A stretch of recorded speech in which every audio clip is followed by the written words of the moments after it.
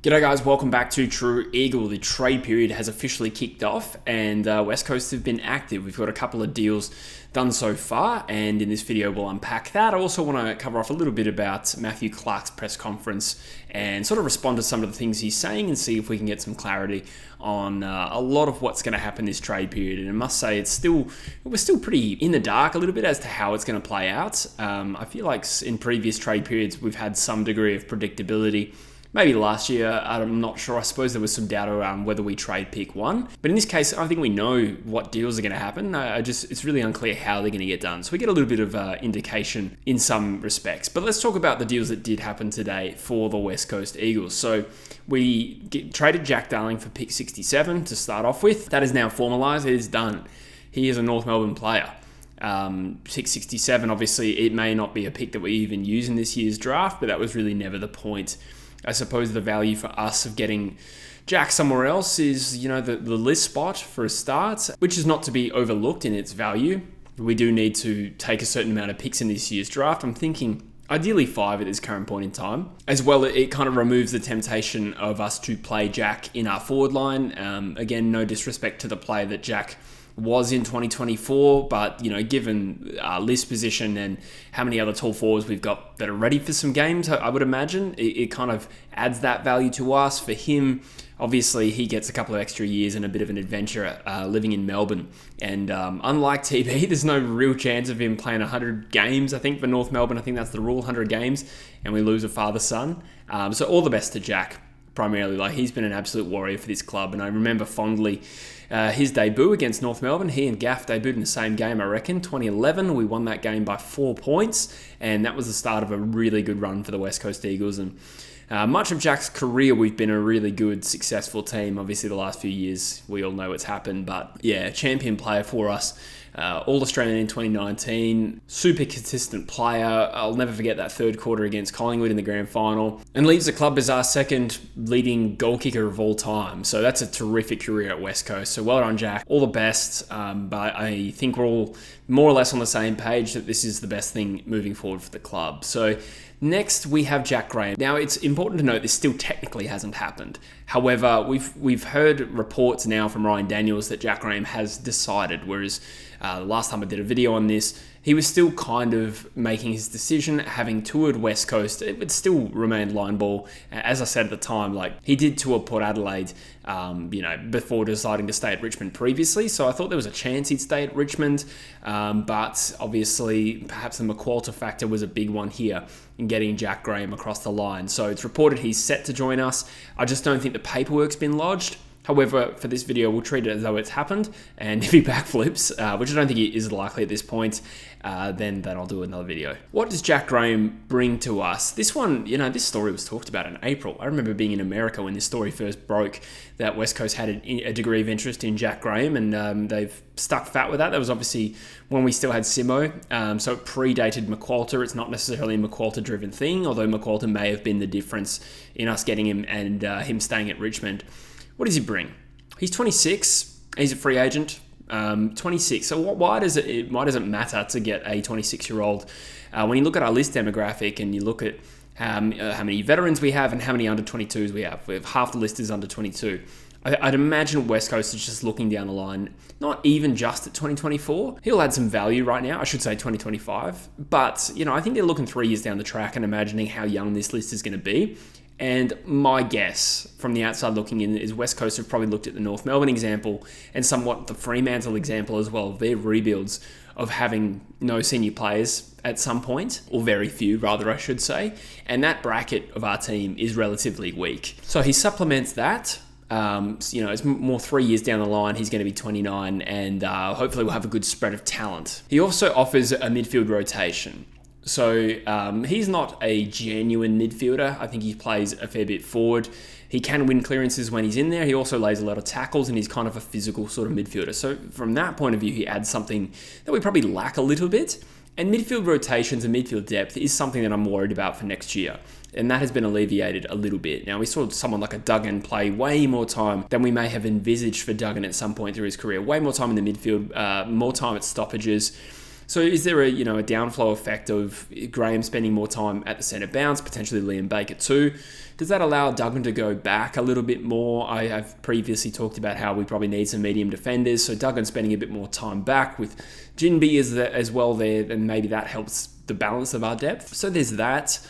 He can play a bit forward and be a bit of a pressure forward and kick goals without being necessarily an outstanding player. On the other hand as well, what value does he bring from an experience point of view? Well, we do still have a lot of veterans around, but I think there's something to be said for bringing over a couple of players from the Hardwick era at Richmond, which apparently is going to be similar to the way McQualter sees us playing. So we've got McQualter, who's got a lot of experience, coaching these guys in particular. If what is said is true about us playing a bit more of a Richmond-Melbourne style, I'm paraphrasing, I'm sure it won't be that simplistic, but somewhat reminiscent of Richmond's sort of more chaotic game style, then it's good to have a couple of players that have played under that regime who can help coach the rest of the team and provide instruction and on-field leadership. So we did that a little bit when Simo came over. He signed Xavier Ellis as a free agent. So while we may have made these moves anyway without McQualter, that is a little bit of an added bonus. It helps having players on the field who can direct others as to the way we want to play, because I'd imagine that's going to take some time to gel.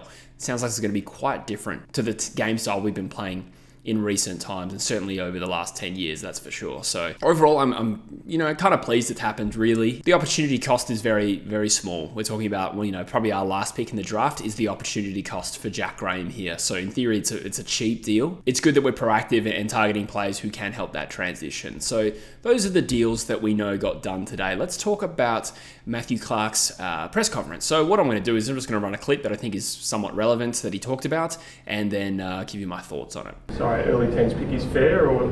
Yeah, I think so. I think somewhere in there. I think that's probably his value. I think we've all along always thought that. So, but obviously other mechanisms with what they may end up with, what we may end up with as ourselves. So we'll work through that over the next few days. So he's asked whether he thinks an early teens pick is fair in a trade for Liam Baker, and his answer is that yes, more or less, and they've more or less thought that all along. So if there was any Eagles fans out there hoping that pick 14 to Richmond was fake news, well, I think that answer kind of suggests that West Coast at least equates him roughly with that value. However, he did sort of suggest that that might not be the way we get the deal done. Does the Barris deal need to happen first before you get any further with the Liam deal?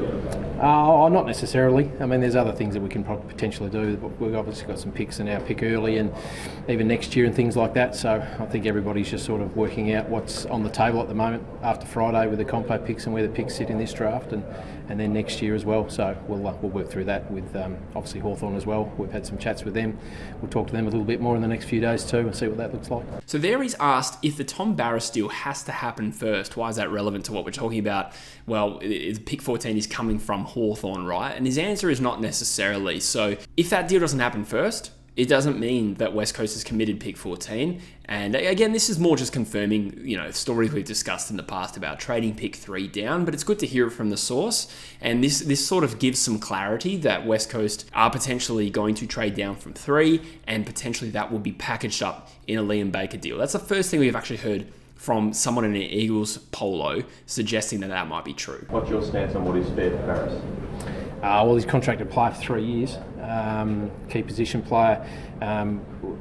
Tom has his reasons why he wants to move on, and we respect that. So we've had some conversations with him and his management about what that looks like. So at this stage, it's more on Hawthorn to come to us with what they think is fair, and then we'll work from there. Confident it could be 2 first rounders? Do you think it's worth 2 first rounders? What do you think? Everyone would love 2 first rounders, but I think as I said, he's a contracted player for 3 years, a key position back. So he's really important to us. Andrew's made that clear to us when he came on board only a week or so ago, what he thinks. So, and we'll have more conversation with Hawthorn about what they think. So it's up to them to come to us now and put a fair deal on the table. We're not going to be silly about it, but we want fair compensation for a player of his value. His response to Tom Barris's worth is an interesting one. It's kind of contradictory. So when he's asked, is Tom Barris worth 2 first round picks, he sort of raises his eyebrows and says, do you think he's worth 2 first round picks? And that kind of implies that he doesn't think he's worth 2 first round picks. And he says, everyone would like to have 2 first round picks. Then immediately goes back to sort of putting up a stance of saying, he's a contracted player for 3 years. We need a pick that's worthy of that. So I'm actually not too sure what to make of that response. Is he saying that 2 first rounders is crazy? I mean, to be honest, I personally had more or less become acclimatized to the idea that we're not getting 2 first rounders outright. Maybe if we send a second round pick back, but I don't think that's been ruled out or confirmed at all. I just thought it's really hard to interpret what his position is there. Shea Bolton to Fremantle, there was something have to fall over there for you guys to be involved. It feels like he's headed to Fremantle. Potentially we will probably have those discussions a little bit more in the next few days. Obviously they're probably a fair way down the track, I would have thought, but that's not to say that we wouldn't have an interest there. I mean, when quality players like that want to move clubs, but he's heavily contracted, so that may take a little bit of time to get done, I think. So it plays a straight bat to the Shea Bolton thing. My read on this is that they're more or less letting it play out with Fremantle. We might swoop in if something goes awry there, and he mentions that he's heavily contracted, so he's obviously referring to the fact that Bolton's going to be really expensive. So personally for me, I don't think we're that serious. I don't think we should be that serious for a player of Bolton's nature. His talent is great, but he's significantly more expensive than Liam Baker, you'd think, and I'd imagine it would cost us pick 3. Whether that's outright or something coming back, it's just not the sort of player we need to be investing in right now. He's more expensive than Baker, and Baker's a little bit more of a leader, sort of hardline kind of player, whereas Bolton's a little bit more of your forward half, cream on top kind of guy. So personally, I just think we let that play out with Fremantle. And just the potential pick slide from 3, like you're open to, I suppose, all things?